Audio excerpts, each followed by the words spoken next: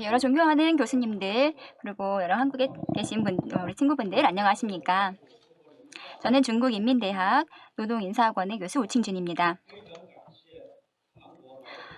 우선 한국노사발전재단에서 저를 이렇게 초청해 주셔서 연설을 맡게 된 것이 너무 감사드립니다.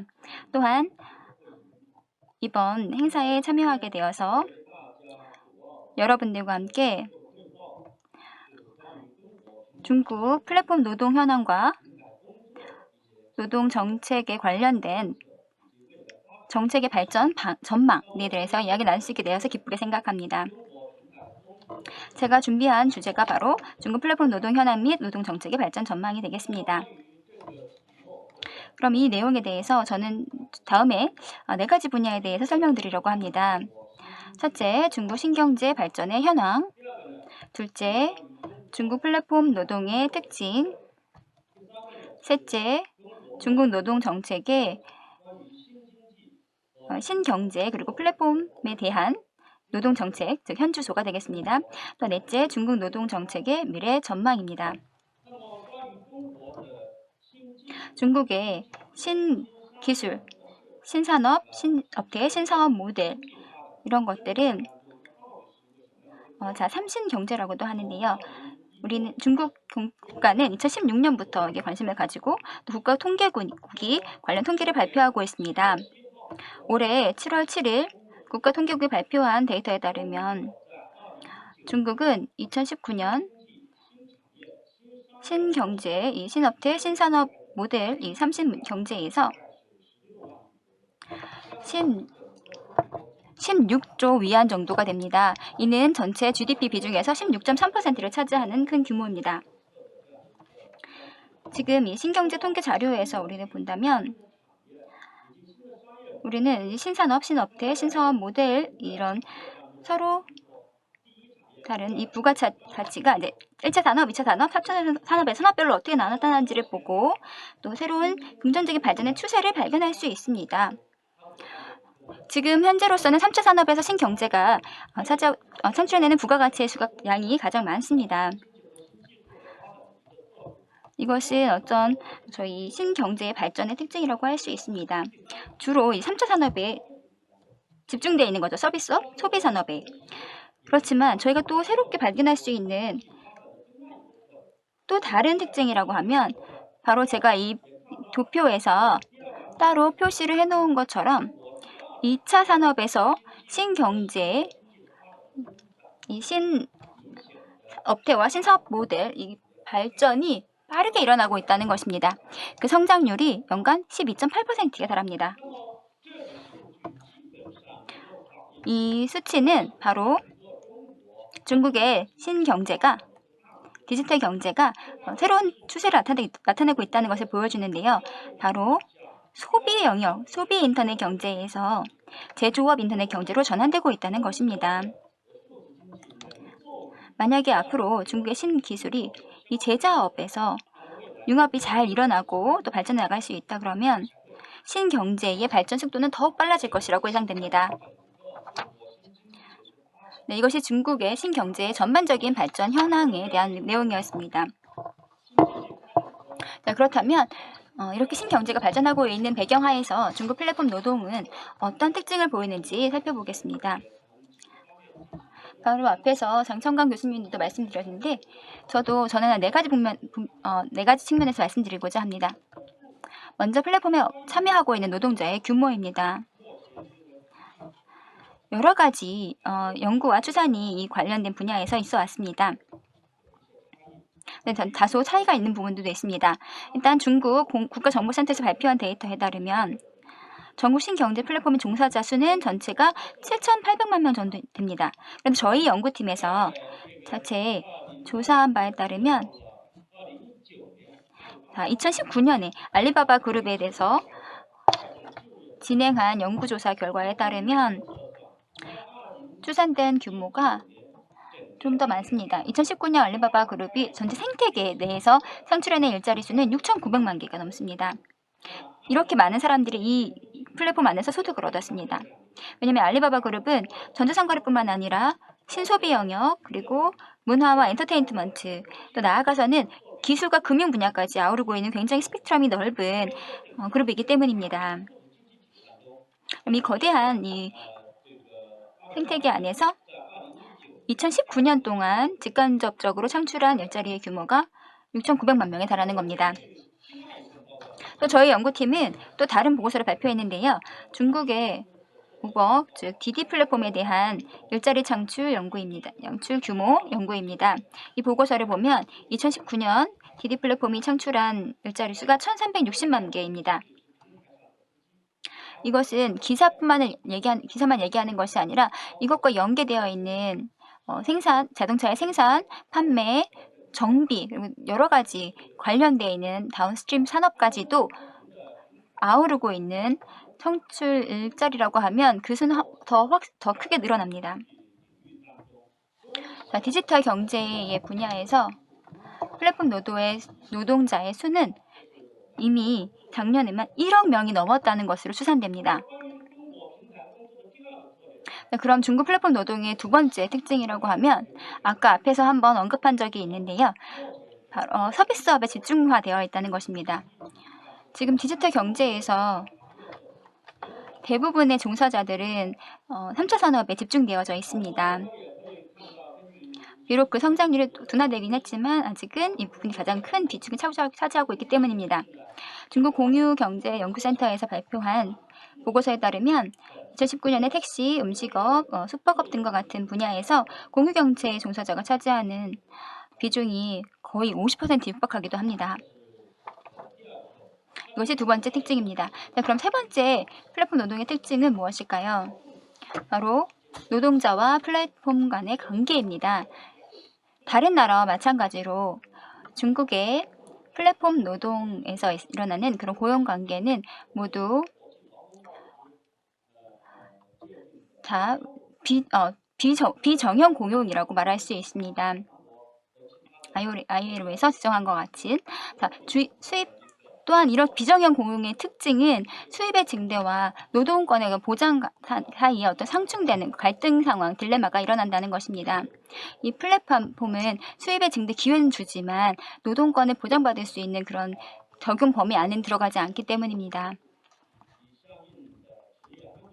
따라서 그 노동에 상응되는 안정적인 그 노동의 권익을 보장받기는 어렵습니다. 또 이러한 플랫폼 노동의 고용관계는 굉장히 복잡다단하게 나타납니다. 최근 몇 년 동안의 중국 디지털 경제에서는 많은 노력을 통해서 아까 살펴본 바 있는 디디 플랫폼 같은 경우에서는 이런 노동자 권익을 위해 조금 제고하기 위한 노력들을 하고 있긴 합니다. 상업보험에 가입함으로써 디디의 그 차량 공유 기사들이 어느 정도 보험의 혜택을 받을 수 있도록 보호해주는 것이죠. 또 의료보험 같은 것도 가입해주기도 합니다. 그렇다면 이 보험료는 어디서 감당하냐면 기사가 매 한 건의 그 일을 수행할 때마다 거기서 일정 부분을 떼어서 보험료로 납부하고 있습니다. 그렇다면 중국 플랫폼 노동의 네 번째 특징은 저는 중국의 어떤 노조의 역할과 역량에 대해서 말씀드리고 싶습니다. 해외 학자들 그리고 많은 미디어에서는 중국의 노조가 중국 노동자의 권익을 보장하는 면에서 역할이 굉장히 민비하다라고 지적한 바 있습니다. 하지만 저는 신경제가 발전되고 있는 과정 속에서 노조가 중국의 총공회가 굉장히 적극적으로 역할을 다 하고 있다라고 생각합니다. 저희는 플랫폼 종사자라던가 프리랜서들과 같은 새롭게 나오고 있는 신형태의 취업에 대해서도 그런 종류의 직업에 대해서도 권익 보장을 위해 노력을 하고 있습니다. 중화정구총공회는 2018년부터 화물차기사, 택배기사, 간병인, 가사도우미, 매장도우미, 배달라이더, 부동산 중개인, 경비원과 같은 8대 직종에 상대적으로 그 근무 형태가 굉장히 유연한 직업군에 대해서 노조 가입을 추진하고 있습니다. 또 두 번째는 지역총공회에서 2019년부터 양신 조직 내에 노조 설립을 추진하고 있는 것입니다. 양신이라고 하는 건 새로운 신경제 조직 그리고 신사회 조직 하에서 일하고 있는 사람들을 일컫습니다. 그래서 이 중앙총공회 중앙조직에서 또 성급의 그런 지역총공회에서 이렇게 다양한 활동을 통해서 신경제하에 그런 신취업 형태 노동자들을 보호하고자 하는 그런 역할을 하고 있는 것들은 긍정적이라고 생각합니다. 이것은 지금까지 중국 플랫폼 노동자의 특징이었다고 말씀드릴 수 있습니다. 다음은 중국 노동 정책을 보도록 하겠습니다. 전반적으로 봤을 때 중국의 노동 정책에 있어서는 어떤 큰 변화가 있지는 않습니다. 우리는 이 새로운 경제, 이 새로운 디지털 그런 전환이 일어나고 있는 와중에서 변화가 있지만 정책은 아직까지는 크게 변화가 있지 않은 상황입니다. 그럼 새로운 기술의 발전에 대한 중국의 정책 방향은 저는 이렇게 말씀드릴 수 있다고 생각합니다. 사회주의, 신자유주의의 경제 정책이라는 것입니다. 이 신자유주의 경제 정책은 이렇게 나타납니다. 일단 사회주의, 중국 공산당이 지도하고 있는 사회주의는 견지를 하고 있습니다. 그런데 또 자유주의를 가져왔습니다. 이 자유주의라는 개념이 도입됨으로써 정부의 개입이 이 시장 안에서는 크게 일어나지 않는 것입니다. 중국 정부는 또 어떤 새로운 개입하지 않고 알아서 기술과 경제가 발전해 나갈 수 있도록 지원해주는 방향입니다. 그래서 저는 이것을 사회주의, 신자유주의 경제정책이라고 이름 붙였습니다. 그럼 이러한 정책 기조 하에서 중국 좀 더 구체적인 내용들이 최근 5년 동안 어떻게 일어나고 있는지 그런 내용들을 살펴보도록 하겠습니다. 일단 중국의 생산 요소에 대해서 일상 개혁을 추진하고 있습니다. 가장 주목할 만한 점은 데이터가 새로운 생산 요소로 부상했다는 것입니다.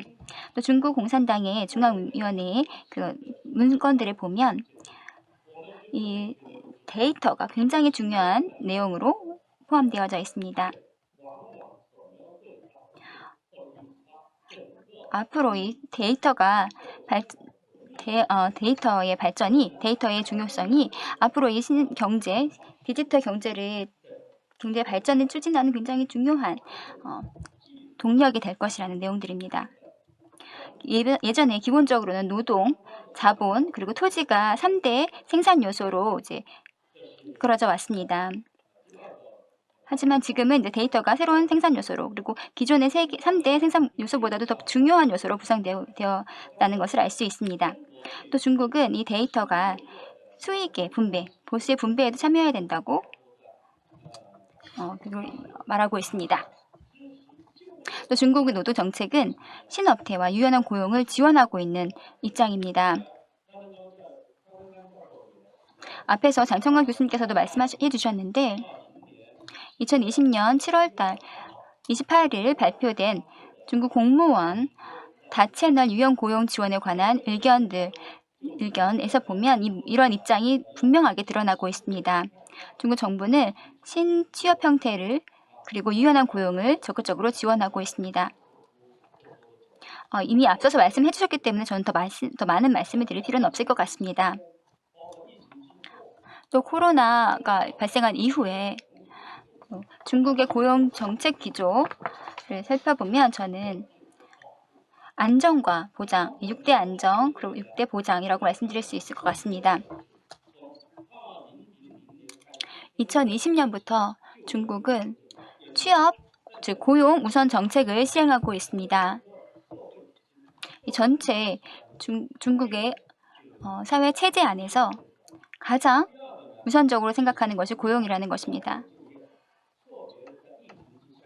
특히 이 코로나19 사태 속에서 고용을 안정시키고 금융을 안정시키고 대외 무역을 안정시키고 이런 부분들이 강조되고 있습니다. 다음은 이 일자리를 보호해야 된다는 것입니다. 일자리를 보장해야 된다는 얘기죠. 이것도 코로나 사태에서 더욱더 강조되고 있는데 6대 보장이 있습니다. 주민 일자리, 기본 민생, 시장 주체 등등을 이제 보장해야 된다는 내용입니다.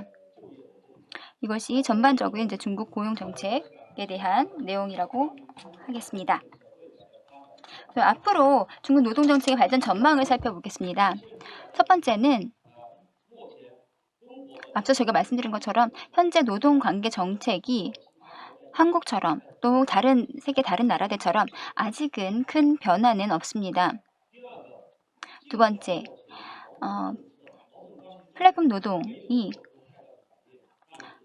아직까지는 중국 노동 정책이 플랫폼 노동을 비롯한 비정규직 고용 관계에 대해서 어떤 큰 변화를 취하고 있지는 않지만 개혁은 없지만 정책에 관련 토론에서 그리고 학술계에서는 이런 비정규직 노동 고용 관계에서 주체 간의 관계를 어떻게 설정할 것인가 하는 문제는 중요한 쟁점이 되고 있습니다.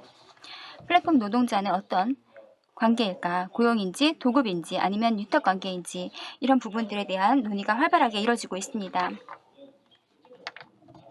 정책 토론 그리고 학술계 토론에서 지금 현재 중국 상황 속에서 아직까지는 결론을 내고 있지는 못합니다.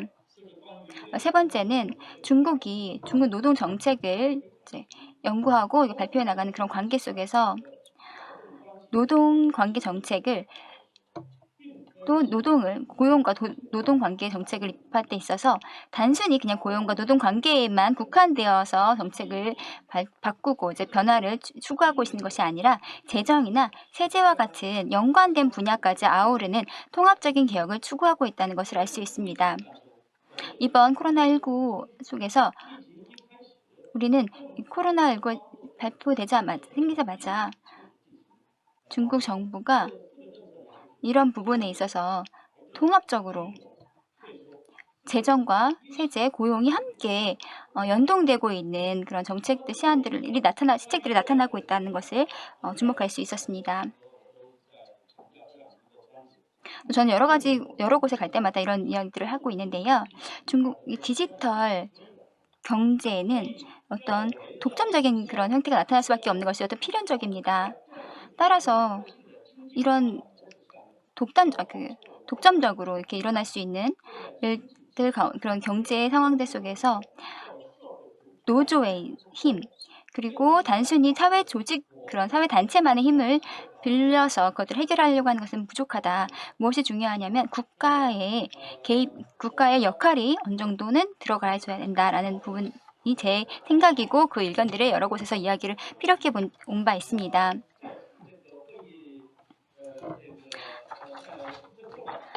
네, 제가 오늘 이 자리가 이제 마련된 것에 다시 한번 감사를 드리고 싶습니다. 중국. 그리고 저희 김잔디 요소발전재단에서 이 자리를 마련해 주신 분들, 관계자 여러분들께 너무 감사드리고 송역분들에게도 감사합니다. 제 발표는 이것으로 마치도록 하겠습니다. 감사합니다.